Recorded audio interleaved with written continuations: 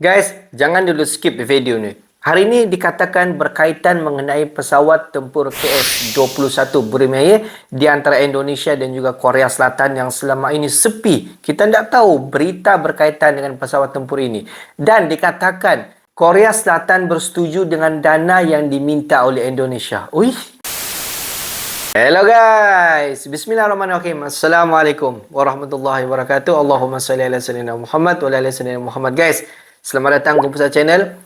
Kepada subscriber yang baru sahaja masuk ke Musa Channel, seperti biasa, jangan lupa klik button subscribe, like dan komen di bahagian komentar di bawah. Dan kepada subscriber, kepada viewer di luar sana yang selama ini sudah pun memberi sokongan kepada Musa Channel, aku sentiasa mendoakan agar semua kalian di luar sana dipermudahkan segala urusan, dibukakan pintu-pintu rezeki, dihindarkan, dijauhkan daripada segala malapetaka dan juga dihindarkan daripada segala fitnah akhir zaman. Amin amin ya rabbal alamin. Guys, seperti biasa, hari ini kita berkesempatan untuk kita buat sedikit lagi video reaction seperti biasa di channel Endo Magazine. Dan apa tajuk yang kita akan react hari ini, di mana dikatakan akhirnya Korea Selatan bersetuju dengan dana yang diminta oleh Indonesia. Dan kita nak tahu perjanjian yang terbaru di antara Indonesia dan juga Korea Selatan.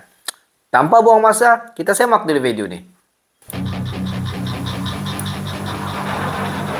Kemenhan Indonesia beberkan TOT KF-21 Brunei. Hey, hola Indomax Indo Magazine.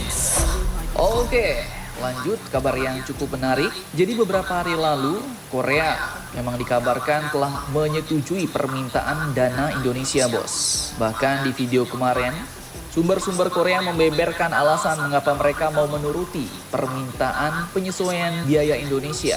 Dan kini ternyata Kemhan RI pun juga mengkonfirmasi berita itu, bos. Berita yang mengatakan bahwa Korea telah menyetujui usulan penyesuaian kontribusi Indonesia dalam proyek KF-21 dari 1,6 triliun won menjadi 600 miliar won. Bahkan Kemhan RI juga menyebut TOT yang didapatkan dari Korea dengan harga 600 miliar won itu, bos. Nah, pertanyaannya, TOT apa sajakah itu?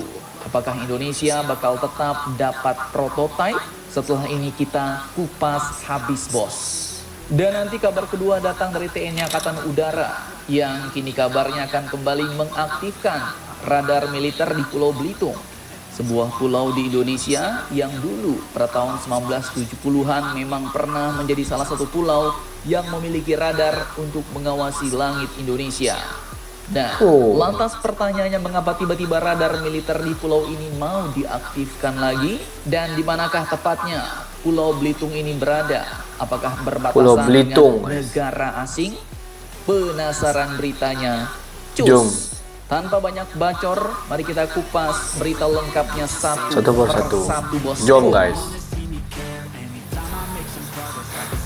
Berita yang pertama. Oke, kabar pertama datang dari Kemhan RI yang mengkonfirmasi kabar mengenai Korea Selatan yang akhirnya menyetujui permintaan Indonesia untuk menyesuaikan tanggungan biaya sesuai dengan manfaat yang didapat. Dari yang awalnya 1,6 triliun won, kini tanggungan Indonesia dikurangi sampai menjadi 600 miliar won saja, bos, atau sekitar 6,97 triliun rupiah doang untuk totalnya. Nah, dikutip dari Tribun News, kabar itu pun ternyata langsung dikonfirmasi oleh Kepala Biro Humas Sekretariat Jenderal Kementerian Pertahanan Indonesia, yaitu Brigjen TNI Edwin Adrian Sumanta pada Selasa 20 Agustus 2024 kemarin. Beliau katakan, benar, pihak Korea Selatan menyetujui, ujar Edwin ketika dihubungi pada Selasa 20 Agustus 2024 kemarin, bos. Nah, jadi artinya sudah deal nih, bos. 600 miliar won sisa tanggungan Indonesia. Dan artinya ya jelas KF-21 masih tetap lanjut, tentunya juga dengan pengurangan TOT yang didapatkan Indonesia. Karena ya sudah jelas, pihak Korea sendiri mengatakan kalau biaya dikurangi maka TOT juga dikurangi, transfer of teknologinya dikurangi. Lantas pertanyaannya, setelah dikurangi sedemikian rupa sesuai harga 600 miliar won atau 6,97 triliun rupiah, Indonesia dapat apa nih? Nah, Di sini ternyata Kemhan RI pun juga membeberkan bos, Indonesia dapat apa? Oke, masih dari sumber-sumber yang sama, Brigjen TNI Edwin Adrian Sumanta juga menjelaskan ada beberapa alih teknologi atau TOT yang akan didapatkan dari kerjasama pengembangan bersama pesawat tempur KFX IFX tersebut. Yang pertama, Brigjen Edwin menjelaskan bahwa Indonesia mendapatkan TOT, kemampuan produksi, yaitu bagaimana mendesain dan membangun pesawat tempur, serta membuat beberapa komponen. Di mana komponen-komponen yang dimaksud, ujar beliau itu adalah meliputi sayap, ekor, kemudian beberapa bagian badan belakang pesawat, dan bagian pylon atau adapter untuk persenjataan dan sensor. Kemudian untuk pembuatan komponen-komponennya dikatakan beberapa bagian, artinya tidak 100%, tidak semuanya bos. Hanya bagian sayap, ekor, dan beberapa bagian badan belakang pesawat serta bagian pilon. Dan ini belum termasuk teknologi-teknologi yang ada di dalamnya bos, misalnya radar, sistem pesawat, dan lain-lain. Kemudian lanjut, Brigjen Edwin juga mengatakan bahwa Indonesia juga mendapatkan TOT dalam melakukan final assembly atau perakitan akhir, uji terbang, dan resertifikasi untuk pesawat IFX. Selanjutnya TOT yang kedua, ujar Edwin, adalah Indonesia mendapatkan kemampuan operasi dan pemeliharaan, yaitu kemampuan mengembangkan integrated logistic support dan perawatan pesawat tempur KFX IFX, kemudian mengembangkan sistem training untuk pilot dan teknisi, serta mendukung kegiatan troubleshooting pada saat operasional. Nah, TOT yang kedua ini artinya TOT maintenance-nya bos. Dan lanjut TOT yang ketiga adalah kemampuan modifikasi dan upgrading, yaitu melakukan desain, integrasi, dan resertifikasi unik Indonesia, requirement berupa drag chute, external fuel tank, dan air refueling, serta melakukan integrasi new weapon system, avionik, sensor, dan elektronik, ujar Edwin. Nah, jadi TOT modifikasinya kita juga dapat bos.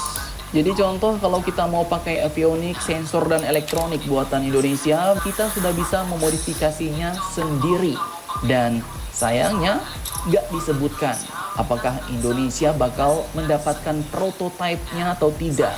Admin pun kurang tahu. Tapi setahu admin dari berita-berita Korea, kalau mau dapat prototipe, Indonesia harus nambah bayar lagi bos. Dan harus dihitung lagi berapa biaya penambahannya. Nah, jadi bagaimana menurut kalian tentang semua TOT ini? Apakah kalian sudah oke? Silahkan kalian cocor-bacor di kolom komentar. Oke, lanjut kabar kedua yang tak kalah mantap. Dikutip dari Antara News dan juga akun resmi Lanut AS Hanajudin, dikabarkan bahwa TNI Angkatan Udara kini akan mengaktifkan kembali radar militer di wilayah Desa Sungai Padang, Kecamatan Sijuk, Kabupaten Belitung, Provinsi Kepulauan Bangka Belitung guna kepentingan pertahanan nasional bos. Dan hal ini pun diungkapkan langsung oleh Kabid Opsus Puskodal Kopsutnas, yaitu Kolonel Lek Habib Rahman di Tanjung Pandan, Belitung, Kamis kemarin, saat mereka sedang mengadakan survei wilayah bos, yang bertujuan untuk menyiapkan lokasi dan infrastruktur yang diperlukan guna mendukung pengoperasian radar yang akan ditempatkan di Desa Sungai Padang. Nah, lanjut menurut penjelasan dan Lanut, pengaktifan kembali radar di Belitung ini bukanlah yang pertama kalinya.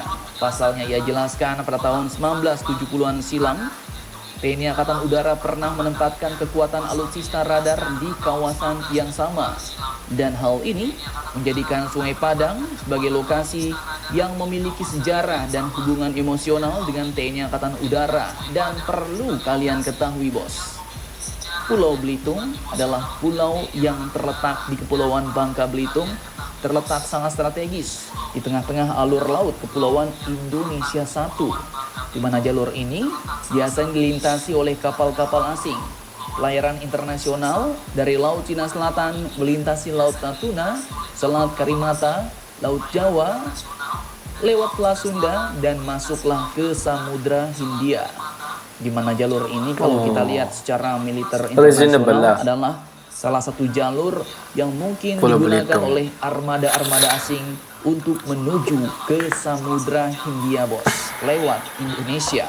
Nah, jadi bagaimana menurut kalian tentang hal ini? Jangan lupa komentar, tetaplah kalian barbar dan jangan santuy terus demi Indonesia tangguh. Salam Indomax Indo Magazines. Tangguh. Kalau kita tengok lama sudah berita berkaitan mengenai KF21 Brunei ini, di mana di atas kerjasama Indonesia bersama dengan Korea Selatan.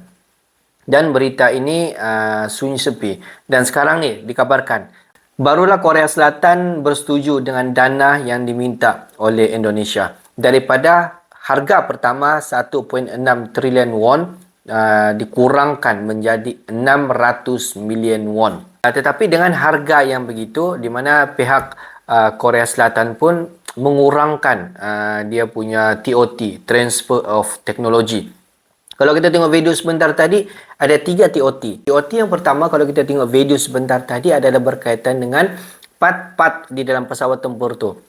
Jika harga hanyalah dalam 600 million won, di mana pihak Korea Selatan akan mengurangkan ataupun mungkin akan menambah di bahagian tengah, sayap dan juga kepala pesawat tempur itu bersesuaian dengan harga yang diminta oleh Indonesia. Itu adalah TOT yang pertama. Dan TOT yang kedua adalah berkaitan dengan segala maintenance kapal tersebut daripada A sampailah Z, dan juga segala training untuk pilot, untuk maintenance dan segala keperluan untuk kapal itu akan diajar secara terperinci oleh pihak Korea Selatan. Dan TOT yang ketiga adalah sistem yang diaplikasikan ke dalam pesawat tempur KF-21 Brunei.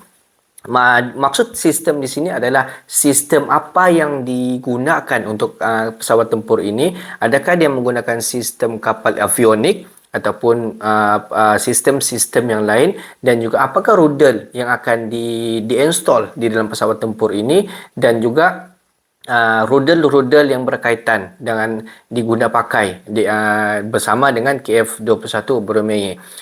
Sama ada rudal itu digunakan daripada Korea Selatan sendiri ataupun rudal itu diguna pakai rudal yang apa yang ada di Indonesia. Jadi guys, kita dapat nampak dengan dana yang dikurangkan oleh pihak Korea Selatan yang diminta oleh Indonesia, jadi segala teknologi-teknologi yang sepatutnya ada di dalam pesawat tempur KF-21 Brunei ini dikurangkan bersesuaian dengan dana yang diminta oleh Indonesia. Jadi berbaloi kan tak berbaloi? Sebenarnya jika perbelanjaan dikurangkan dengan pengurangan banyak teknologi-teknologi yang sepatutnya ada di dalam pesawat tempur KF-21 Brunei. Jadi, bagi pendapat kalian semua, jika pesawat tempur KF-21 Brunei ini banyak masuk di Indonesia, tetapi banyak part-part yang penting yang sepatutnya ada tiada, ataupun Indonesia hanya memerlukan beberapa unit pesawat tempur KF-21 Brunei ini, contohlah kita ambil dalam 4 ataupun 5 pesawat tempur, tetapi dengan full part-part ataupun bahagian-bahagian teknologi yang sememangnya untuk kegunaan pesawat tempur KF-21 Brunei. Jadi, bagi pendapat kalian semua, bagaimana?